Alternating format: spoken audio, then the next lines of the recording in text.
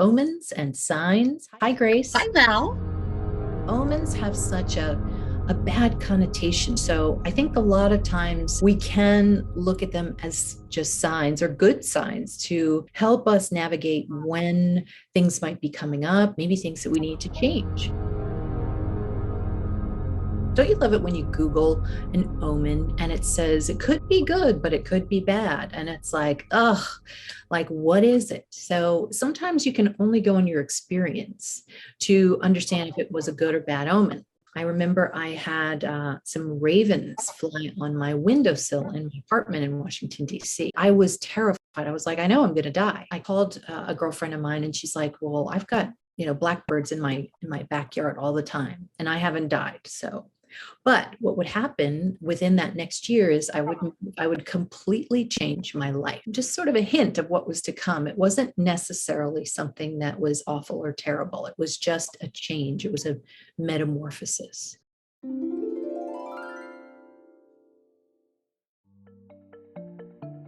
Well, I was at the cottages at Cabot Cove in Kennebunkport, and I was with this new guy. I was really excited, and we were having a great time. And it was actually the full moon, and I thought, well, let's have a full moon party. Party meaning this gentleman and me. And so what we decided to do was just put cheers out and have some beer. It was on the property, but there was nobody around, and but it was just gorgeous. This hotel has very small cottages and it was very quaint. So we're sitting there and suddenly a black cat walks by and jumps into my lap and looks straight at me. And I had never had that happen before. And as I'm looking at the cat, the full moon is behind the cat. I had no idea that that would be an omen for me. And it was a good one because if I had just packed up and left the next day and not returned, that probably would have been a really good thing for me. but I kind of ignored it. And then things were not so pleasant in the years after that. I think black cats can be signs, good signs to do something different than what you're doing. It's not necessarily something that is going to be terrible that happens. I mean, certain things are just the human experience.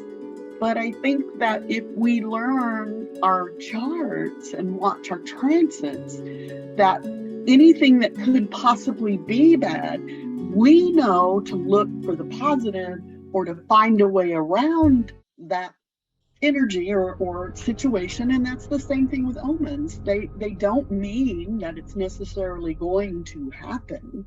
They're warning you. If you stay on this course, it may not be the right thing.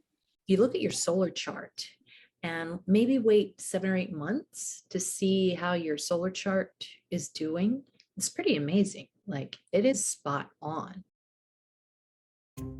I love seeing a rabbit. Rabbits are abundance, good luck in love and family. I did not put a picture up of this animal. You would think it was wise. You would get some kind of wisdom, but they say that if an owl is in your midst, or something's going to end. And that absolutely has been the case for me. It's happened a couple of times. And right before I moved, I had a bad move one time. And the last thing that I bought for the house was an owl because it was one of these owls that moves its head to scare away the birds. And so that's why I bought it. Well, I guess that was an omen. I bought an omen for myself.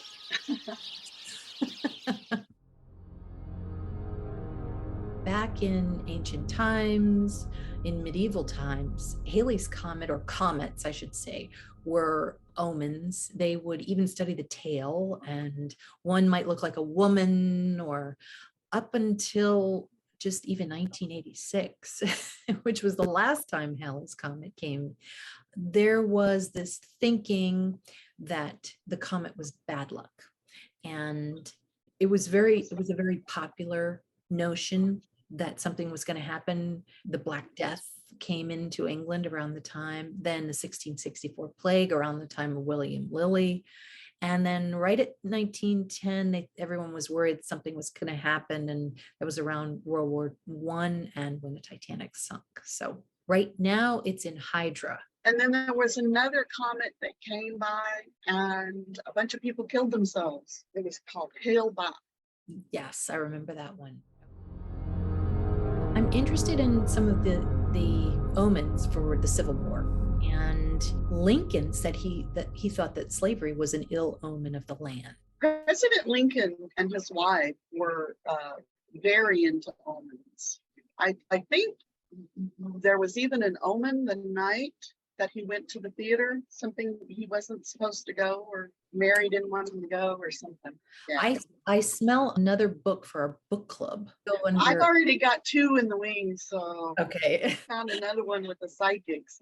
I can't get enough of crime fighting with psychics. I don't like to see people stumbling and falling. Biden's done it a couple of times here, and he fell off his bike. And what are we? We are symbols coming into this existence. Okay, so when our symbol has problems, or if our symbol is doing well, I think that there's more meaning to the eye. When I saw Wendy Williams fall, she fainted, and she had the costume, it was Halloween, of the Statue of Liberty, and it just brought forth all of these headlines of maybe she had a mental illness, she was sick, but it was like, to me, things started to fall for the US, and the US was just starting the Saturn moon transit. So this was in 2017. Now, 2017, a lot of things started happening, like major things that would show change. The next month, Harry would get engaged, and that would start the path of changes in an institution.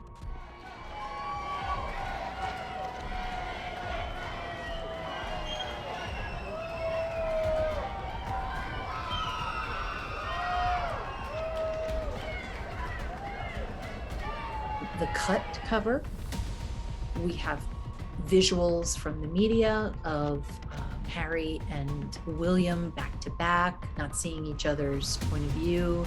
So I really think that we're seeing many more than this. A metamorphosis, an evolution of a very stodgy institution, and it is going to go kicking and screaming, that's for sure. So it's our government.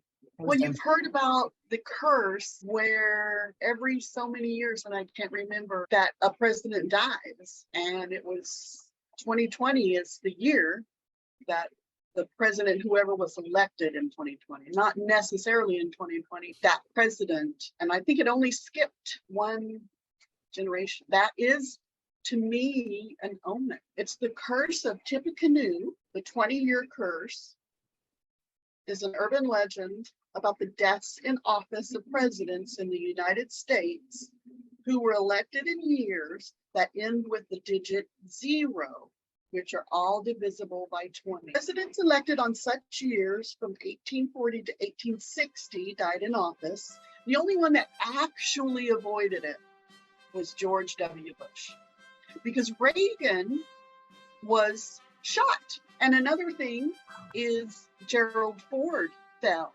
Remember, Squeaky Fromm from the Manson family tried to assassinate Gerald Ford. So that's right. Okay. But he didn't die because he wasn't an elected president, and he didn't come into power in a year that's divisible by 20 or anything. President Biden's, his birth chart is looking a little challenging lately. It's going to be a difficult time for the US, that's for sure. And we keep seeing these hints. And one of the reasons I wanted to bring it up is because with the Saturn moon transit, it means that they shrink. You don't have the abundance around you. People die around you, or you experience loss. It is a very difficult time. And when people just see it from a materialistic standpoint or from an earthly standpoint, they just feel like they completely lost their lives. But it is a time, and for the US birth chart as well, we're going to see things, we're going to pay more for things, we're going to see inflation, we're going to see criminals, a lot more criminals. New York City is going through Saturn moon. you're going to see headlines like the US is cursed, but it's not. It's not cursed. It's just a period where we have to work very, very hard for very, very little. But the other thing that happens when you go through the Saturn moon transit is you tend to see others thriving, and it makes you feel really bad.